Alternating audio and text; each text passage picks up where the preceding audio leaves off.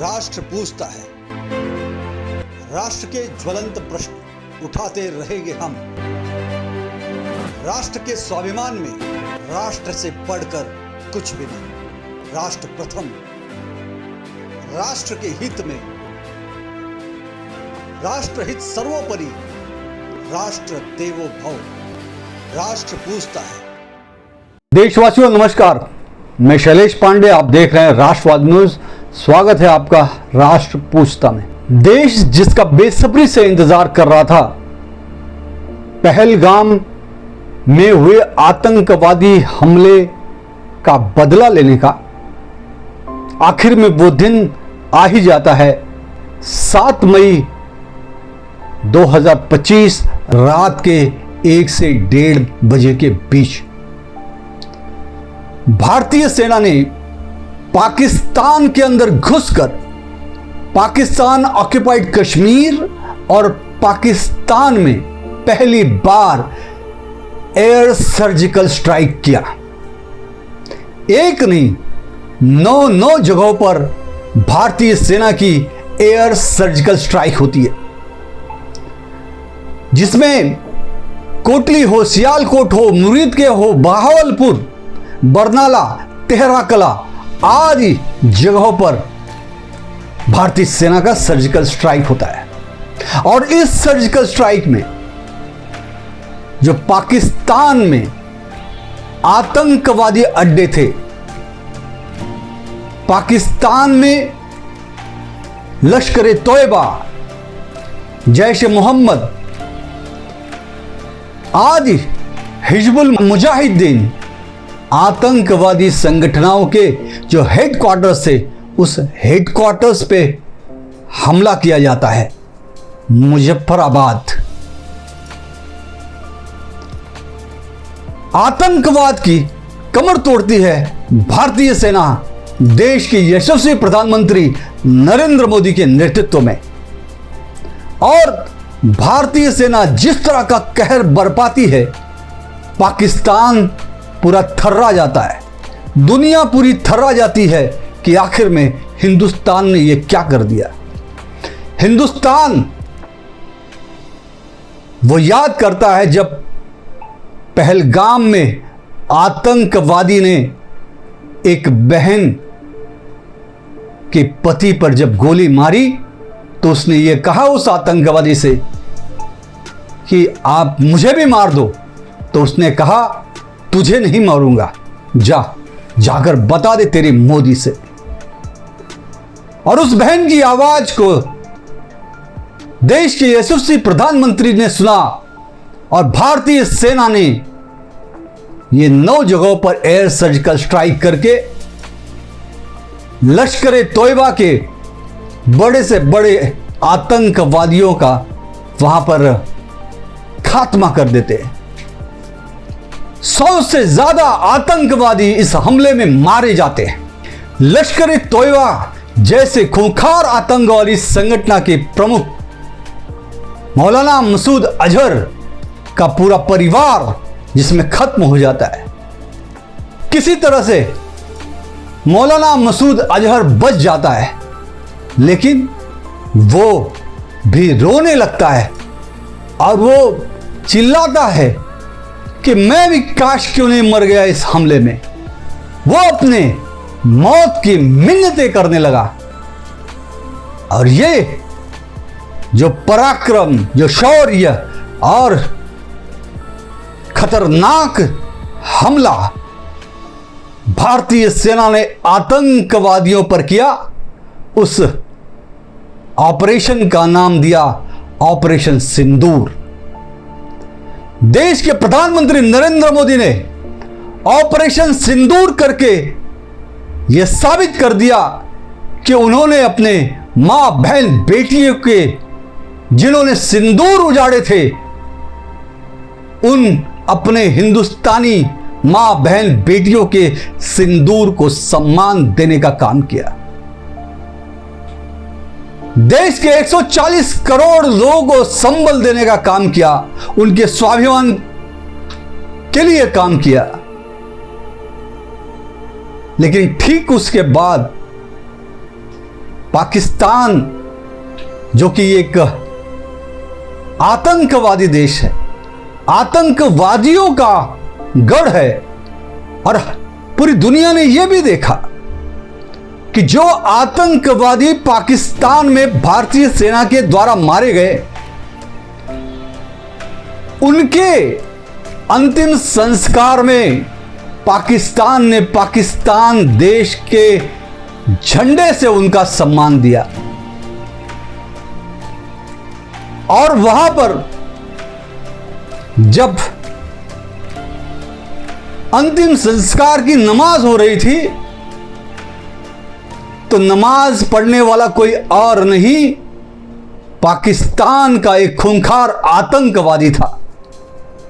और उस खूंखार आतंकवादी के पीछे पाकिस्तान के सेना नायक, पाकिस्तान की सेना के अधिकारी, पाकिस्तान खुफिया एजेंसी ISI के अधिकारी और वहां की जनता रहती है।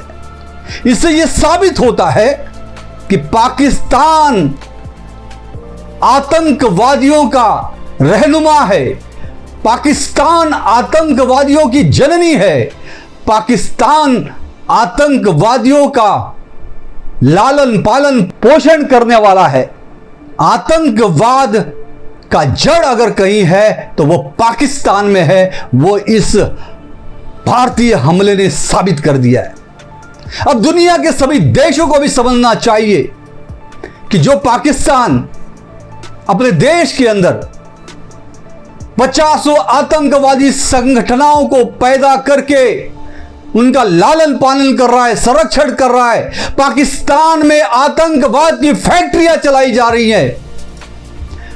और आज सिर्फ हिंदुस्तान ही नहीं पाकिस्तान के आतंक से ग्रस्त है, पूरी दुनिया, चाहे वो यूरोपियन कंट्री हो, चाहे रशिया हो, चाहे अमेरिका हो, पूरी दुनिया आतंकवाद से त्रस्त है। और उस आतंकवाद की जड़ कहीं है तो वह पाकिस्तान में है।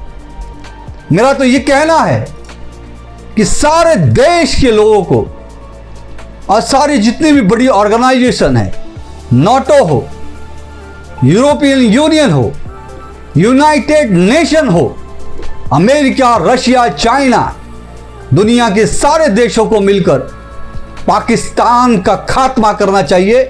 पाकिस्तान का खात्मा जब तक नहीं होगा तब तक आतंकवाद इस दुनिया से खत्म नहीं हो सकता। इस हमले के बाद हिंदुस्तान में भी एक खुशी की लहर हो जाती है। भारत माता की जय, वंदे मातरम।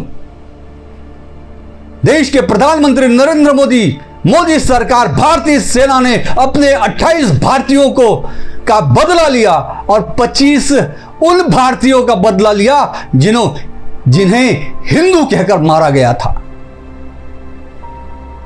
पूरे देश की आंखों में खुशी के आंसू होते हैं कि आज हमारे 28 भारतीयों का और 25 उन भारतीयों का जिन्हें हिंदू कहकर मारा गया, उसका बदला देश के यशस्वी प्रधानमंत्री नरेंद्र मोदी जी और भारत की सेना ने ले लिया। पूरी दुनिया हिंदुस्तान की सेना की तारीफ करती है। पूरी दुनिया के सभी देश, अमेरिका हो, रशिया हो, सब भारत के साथ खड़े होते हैं। पाकिस्तान में हाय तौबा मस्ती है। पाकिस्तान कभी इसको फोन करता है, कभी उसको फोन करता है, लेकिन कोई भी देश उसके साथ खड़ा होने को तैयार नहीं होता। और यही भारत की मोदी सरकार की यशस्वी विदेश नीति है। और उसके बाद नरेंद्र मोदी प्रधानमंत्री के नेतृत्व में रक्षा मंत्री राजनाथ सिंह, विदेश मंत्री जयशंकर, भारतीय सेना के प्रमुख सेना नायक CDS, army chief, navy chief, air force के चीफ, इनकी लगातार बैठकें होती हैं। उस बैठकों में गहन चिंतन होता है और आगे की रणनीति बनाई जाती है। लेकिन इसी बीच में पाकिस्तान, जो कि अभी भी नहीं सुधरने का नाम ले रहा था, उसने 9 मई की रात को LOC पर 8 मई की रात को एलओसी पर फायरिंग शुरुआत कर देती है और पुंछ, जम्मू, मंडेरा आदि जगहों पर वो फायरिंग करता है और फायरिंग में वहां का जो गुरुद्वारा है उस गुरुद्वारे पर भी अटैक करता है और जिसमें भारतीय सेना के जवान शहीद होते हैं। दिनेश शर्मा जी, मुरली नाइक, सचिन यादव, सूरज यादव, अमित चौधरी, कमाल कंबोज जैसे शूरवीर सेनानी भारतीय सेना के आतंकवाद से लड़ाई लड़ते हुए शहीद होते हैं। हम नमन करते हैं उनके शहादत को, प्रणाम करते हैं उनके जाबाजी को कि जो हमारे सेना के जवान देश के लिए आतंकवाद से लड़ते हुए अपने प्राणों को न्यौछावर करते हैं। पूरी देश को उनके शहादत पर, उनके शौर्य और पराक्रम पर जीवन पर्यंत न्याय रहेगा। देश में उनके भी तिरंगे के साथ सम्मान से उनका अंतिम संस्कार होता है और इसी दौरान फिर भारतीय सेना ने अपने मिसाइलों और ड्रोन से पाकिस्तान पर जबरदस्त हमला शुरू कर दिया। पाकिस्तान के 15 से ज्यादा शहरों पर हिंदुस्तानी सेना के ड्रोन से अटैक किया जाता है और फिर पाकिस्तान की तरफ से भी ड्रोन और मिसाइल से हमले किए जाते हैं। लेकिन पाकिस्तान के सारे हमलों को, भारत पर होने वाले हमलों को हमारे देश का S-400 जो डिफेंस सिस्टम है उसने पाकिस्तान के ड्रोन और मिसाइल को मार गिराया। हमारे देश का, भारतीय सेना का डिफेंस सिस्टम S-400 इतना कारगर साबित हुआ जिसे लोग सुदर्शन कहने लगे और उस सुदर्शन ने एक भी पाकिस्तान सेना का ड्रोन और मिसाइल को भारत पर अटैक करने के पहले ही उसे खत्म कर दिया और पाकिस्तान के सारे ड्रोन फिसके साबित हुए। उनके सारे मिसाइल और ड्रोन को खत्म करके एक भी हमला हिंदुस्तान पर होने नहीं दिया। यह हमारे डिफेंस सिस्टम की महानता है S-400 की। और इसके बारे में आप तो जानते ही होंगे कि इसे जब भारत सरकार ले रही थी तो उस वक्त के रक्षा मंत्री स्वर्गीय मनोहर पर्रिकर, उन्होंने ये डील रशिया से करके लिया था, जबकि उस वक्त अमेरिका ये नहीं चाहता था कि रशिया से S-400 ये डिफेंस इक्विपमेंट भारत ले। लेकिन भारत ने अपने सुरक्षा को महत्व दिया। हम किसी के दबाव में नहीं आए, हमने S-400 लिया और वही उसी का नतीजा है कि आज S-400 डिफेंस सिस्टम ने पाकिस्तान के सारे हमलों को नाकाम कर दिया और पाकिस्तान में घुस घुस कर हमारे ड्रोन ने, हमारे मिसाइल ने अटैक करके पाकिस्तान के परखच्चे उड़ा दिए। लेकिन फिर से 9 मई को भी पाकिस्तान इससे बाज नहीं आया।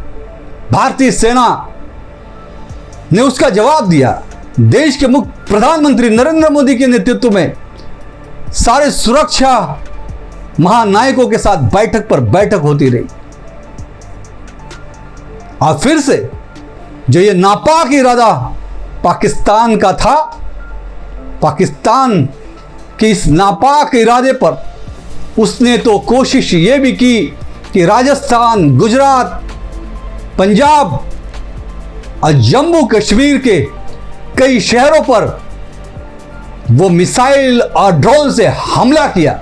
लेकिन एक बार फिर से भारत का वो सुदर्शन चक्र चला S-400 जिसने पाकिस्तान के सारे हमलों को फिर से नाकाम कर दिया और ध्वस्त कर दिया सारे मिसाइल्स को। पाकिस्तान पानी पानी हो गया। उसके बदले में भारत की सेना ने फिर से पाकिस्तान के एयरबेस पर हमला किया। पाकिस्तान के 4 एयरबेस को नष्ट करने का काम भारतीय सेना के शौर्य ने किया। फिर भारतीय सेना ने रौद्र रूप धारण किया और पाकिस्तान के अंदर घुसकर लड़ाई शुरू कर दी। और इस लड़ाई से पाकिस्तान में हाहाकार मच गई। खबर तो यह भी आ रही थी कि वहां के सेना नायक मुनीर को हटाए जाने की भी खबरें चलने लग गई। इमरान खान की पार्टी के जो लोग थे वो भी रास्ते पर आ गए। और खबर तो यह भी थी कि बलूचिस्तान में जो बलूच लिबरेशन आर्मी थी BLA, उसने भी बलूचिस्तान में पाकिस्तान के 14 चौकियों पर कब्जा कर लिया। कई जगहों से पाकिस्तान के झंडे उतार दिए। बलूच लिबरेशन आर्मी ने वहां पर अपने झंडे लगाए। पाकिस्तान में हाहाकार मच गया। पाकिस्तान चौतरफा घिर गया। पूरी दुनिया का भी उस पर प्रेशर था। लेकिन इस वक्त सिर्फ एक देश तुर्की उसके साथ खड़ा हुआ। उसने अपना ड्रोन भेजा पाकिस्तान के साथ। ये वही तुर्की है। जब तुर्की में भूकंप आया तो सबसे पहले हिंदुस्तान ही था।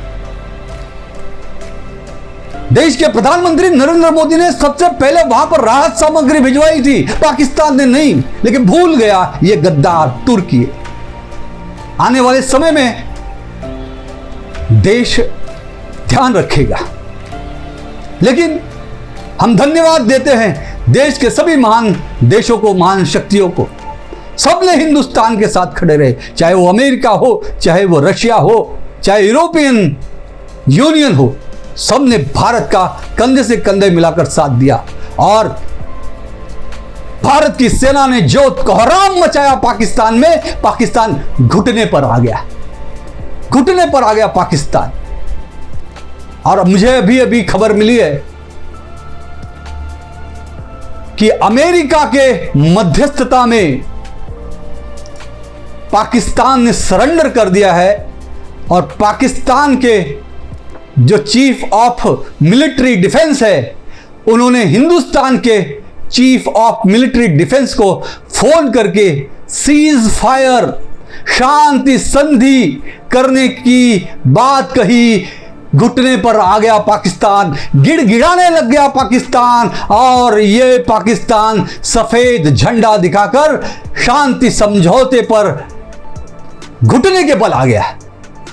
देशवासियों, ताकत है हिंदुस्तान के फौज की, हिंदुस्तान के प्रधानमंत्री नरेंद्र मोदी की, और ये 140 करोड़ देशवासियों के शौर्य, पराक्रम और एकता की। आज हमारे देश की एकता के कारण, देश के प्रधानमंत्री नरेंद्र मोदी के कूटनीतिक निर्णय के कारण, देश के सरकार के नीतियों के कारण, हमारे विदेश नीति, रक्षा नीति, युद्ध नीति के कारण आज हमने पाकिस्तान को घुटने पर लाकर नाक रगड़वाने के लिए मजबूर कर दिया। भारत माता की जय, भारतीय सेना की जय। मैं बधाई देता हूं भारतीय सेना को। 12 मई 12 बजे दोनों देशों के बीच में मीटिंग होगी। और मुझे पूरी उम्मीद है, देशवासियों की भी यही इच्छा है कि अब इस प्रकार की जरूरत और हिम्मत पाकिस्तान कभी भी ना करे। और जिस तरह की मार हिंदुस्तान ने पाकिस्तान को मारी है, अब जिंदगी में कभी हिंदुस्तान की तरफ आंख भी नहीं उठा पाएगा पाकिस्तान। और देश के प्रधानमंत्री नरेंद्र मोदी जी और भारतीय सेना ने यह कह दिया है, अगर किसी भी प्रकार की एक तिनका भी आतंकवादी या पाकिस्तानी आतंकवादी या पाकिस्तान की तरफ से हिंदुस्तान पर किसी भी प्रकार का हमला होता है, तो उसे आतंकवादी हमला नहीं बल्कि युद्ध माना जाएगा और युद्ध मानकर प्रचंड युद्ध करके पाकिस्तान का खात्मा किया जाएगा। मैं देश के सभी 140 करोड़ भारतीयों को बहुत बहुत बधाई देता हूं। देश के सेना नायकों को जो इस लड़ाई में शहीद हुए उनको अश्रुपूर्ण श्रद्धांजलि देता हूं। देश के भारतीय हमारे जो जवान इस ऑपरेशन सिंदूर को जिन्होंने लीड किया, ऐसी हमारी बहन कर्नल शोफिया कुरैशी और एयरफील्ड मार्शल व्योमिका सिंह ने जो साहस पराक्रम दिखाया है उसे हम प्रणाम करते हैं, नमन करते हैं, नमस्कार करते हैं। हमारे देश की 2 बेटियां और अनेक भारतीय सेना की बेटियां ने हमारे जो बहनों के सिंदूर उजड़े उस सिंदूर का जो बदला लिया है। ये देश आपका पराक्रम, आपका शौर्य कभी भूलेगा नहीं। हमें नाज है और व्योमिका सिंह के शौर्य और पराक्रम और नेतृत्व का। भारतीय सेना के सभी जवानों का भी हम सम्मान करते हैं, आदर करते हैं, उनको प्रणाम करते हैं। ये हिंदुस्तान का, भारत का, नए भारत का और भारतीय सेना का एक नया इतिहास हिंदुस्तान ने लिखा है। और ये हिंदुस्तान का शौर्य और पराक्रम का जो इतिहास आदिकाल से चले आया है, प्रभु श्री रामचंद्र जी, प्रभु श्री कृष्ण जी, अर्जुन के पराक्रम का, महाराणा प्रताप के पराक्रम का, चंद्रगुप्त मौर्य के पराक्रम का, विष्णुगुप्त के पराक्रम का, समुद्रगुप्त के पराक्रम का और छत्रपति शिवाजी महाराज के पराक्रम का, छत्रपति संभाजी महाराज के पराक्रम का, झांसी की रानी लक्ष्मीबाई, मंगल पांडे, तात्या टोपे, नेताजी सुभाष चंद्र बोस, स्वतंत्र वीर सावरकर, महात्मा गांधी, सभी के पराक्रम का हम नमन करते हैं। और भारतीय सेना को हम एक बार फिर से हृदय की अथाह गहराई से बधाई देते हुए हम भारत माता की जय, वंदे मातरम, आज इसी भारत माता की जय और वंदे मातरम के नारों से पूरा भारत गूंज रहा है। भारत ने अपना एक नया इतिहास बना दिया है। भारतीय सेना ने अपने शौर्य का परचम लहराया है, पाकिस्तान को घुटने पर लाकर। बहुत बहुत बधाई भारतीय सेना। इन्हीं विषयों के साथ मैं विदाई लेता हूं आपसे, फिर मिलूंगा एक नए विषय के साथ। जय हिंद, भारत माता की जय, वंदे मातरम।